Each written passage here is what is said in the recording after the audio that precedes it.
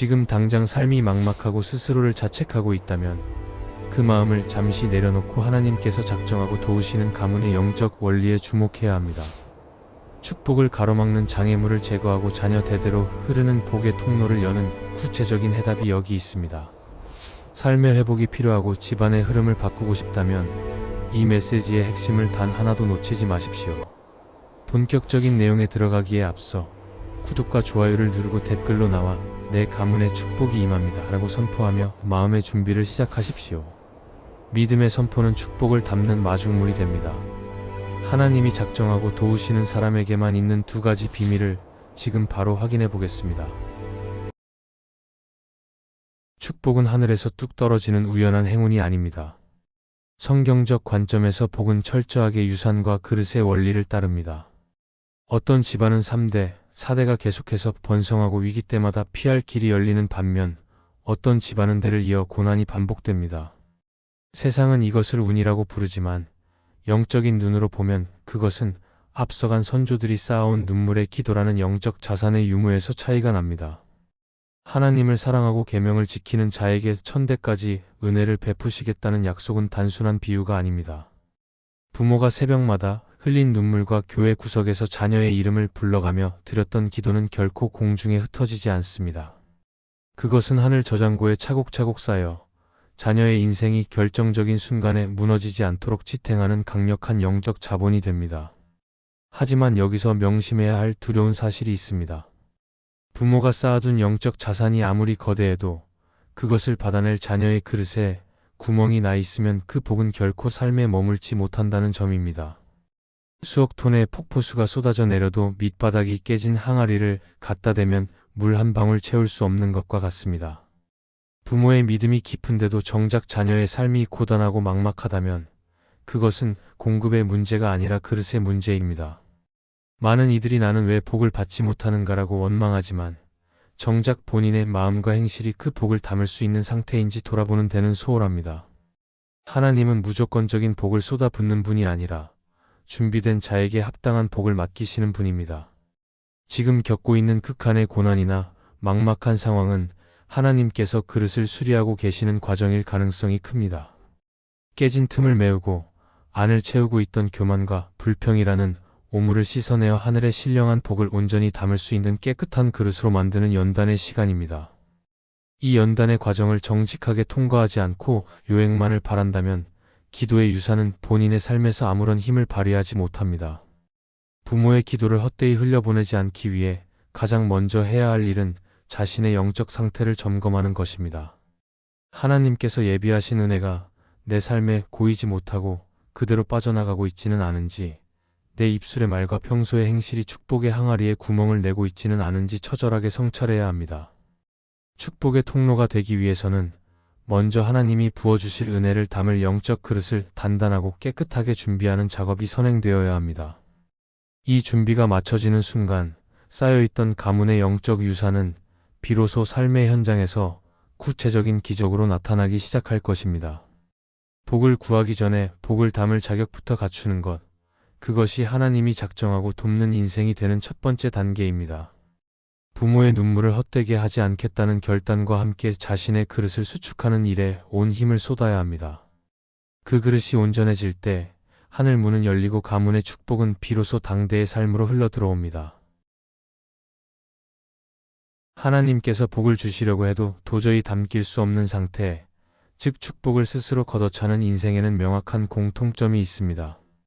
이것은 가문의 축복을 좀먹고 영적 유산을 증발시키는 치명적인 구멍들입니다.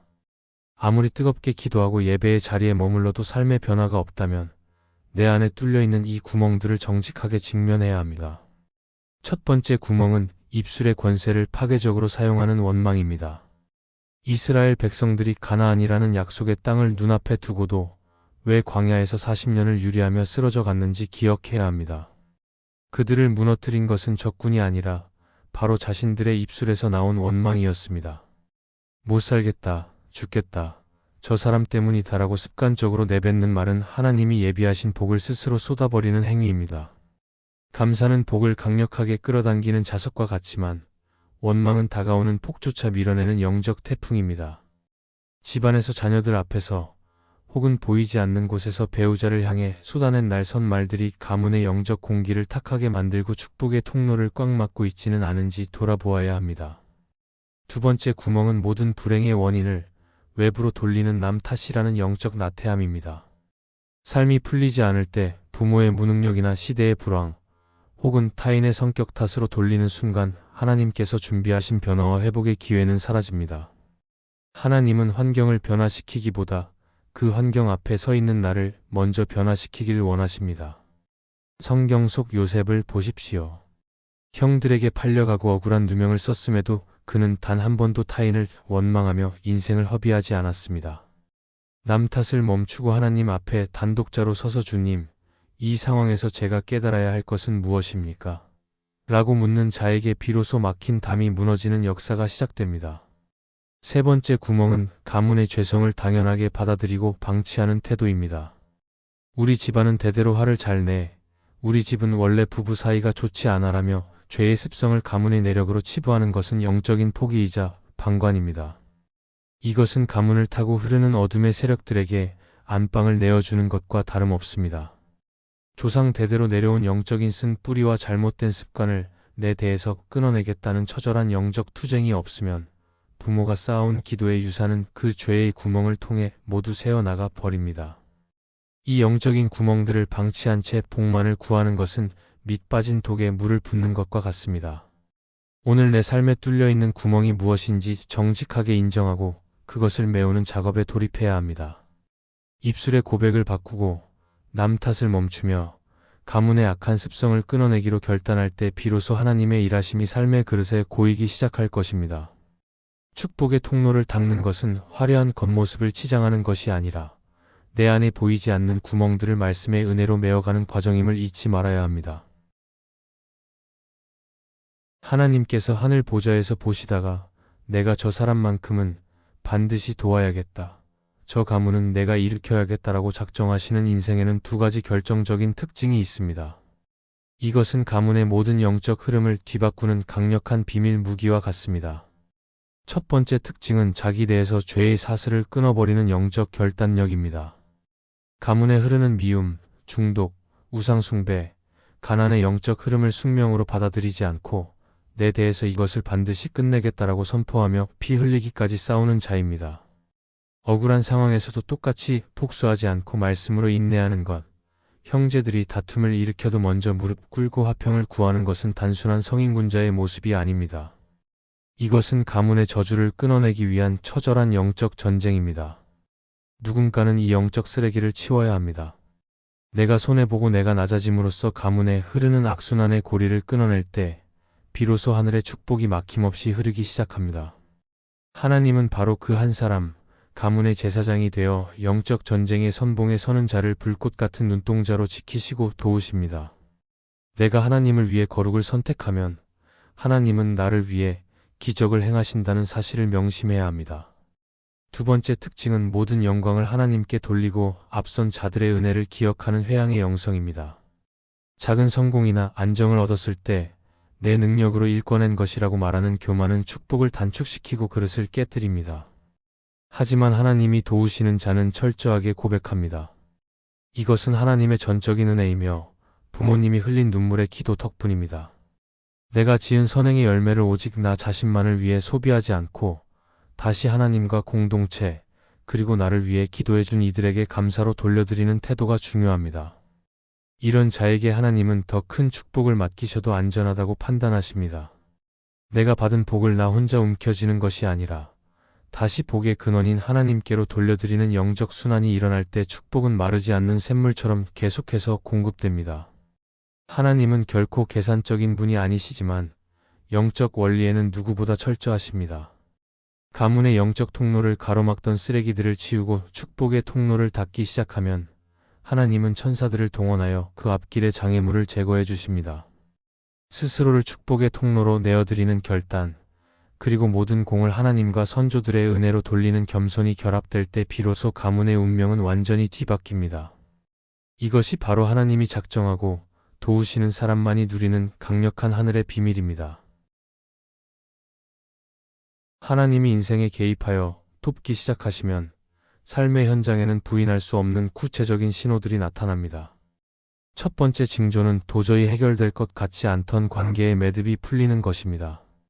수십 년간 반목하던 형제와 화해의 물꼬가 터지거나 나를 괴롭히던 주변 사람들의 마음이 신기하게 누그러집니다.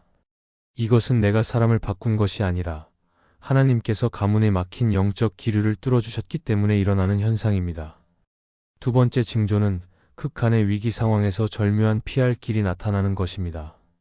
감당할 수 없는 경제적 손실 앞에서 생각지도 못한 조력자가 손을 내밀거나 차 사고가 날 뻔한 상황에서 아슬아슬하게 비켜가는 등의 보호하심이 반복됩니다.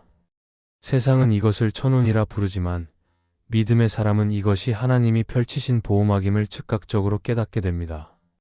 또한 가문 전체를 짓누르던 무겁고 어두운 공기가 거치고 평강과 웃음이 회복됩니다. 특별한 호재가 없는데도 마음속에 어떻게든 될 것이다라는 근거 있는 평안이 샘솟으며 자녀들의 말투와 태도가 부드럽게 변하기 시작합니다. 작은 일들이 신기하게 맞아떨어지고 일상이 이전보다 훨씬 수월하게 흘러간다면 그것은 이미 하나님의 손길이 가문을 덮고 있다는 증거입니다. 이러한 변화는 결코 우연이 아닙니다. 가문의 영적 쓰레기를 치우고 축복의 통로를 닫기로 결단한 한 사람의 순종에 대한 하나님의 즉각적인 응답입니다. 이제 더 이상 환경을 원망하거나 부모의 무능함을 탓하며 시간을 허비하지 마십시오. 스스로를 비하하며 가문 대대로 내려온 어둠의 그늘 아래에 머물러 있어서도 안 됩니다. 이 시간 이후로 가장 먼저 실천해야 할 것은 입술에서 원망의 찌꺼기를 완전히 씻어내고 감사의 언어를 채우는 일입니다. 상황이 바뀌어서 감사하는 것이 아니라 감사함으로 상황을 바꾸는 영적 승부수를 던지십시오. 또한 가문의 아픈 역사가 내 자녀에게 대물림되지 않도록 내 대에서 모든 저주는 끊어졌다라고 매일 아침 선포하며 기도하십시오. 작은 선행이라도 실천할 기회가 온다면 주저하지 말고 행하되 그 결과에 대한 모든 영광을 하나님과 나를 위해 기도해준 이들에게 돌리십시오. 지금 이 순간 하나님께서는 가문의 제사장이 되기로 결단한 인생을 향해 하늘 보좌를 움직이고 계십니다.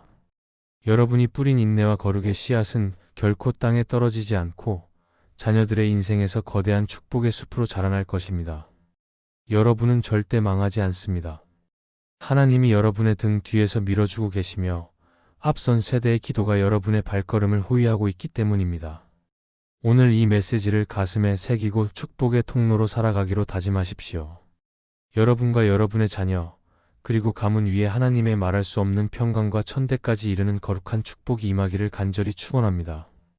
오늘부터 여러분의 삶에는 막혔던 담이 무너지고 닫혔던 문이 열리는 기적이 일상이 될 것입니다. 모든 영광을 하나님께 돌리며 그 위대한 회복의 행진을 지금 바로 시작하십시오. 하나님의 일하심은 이미 시작되었습니다.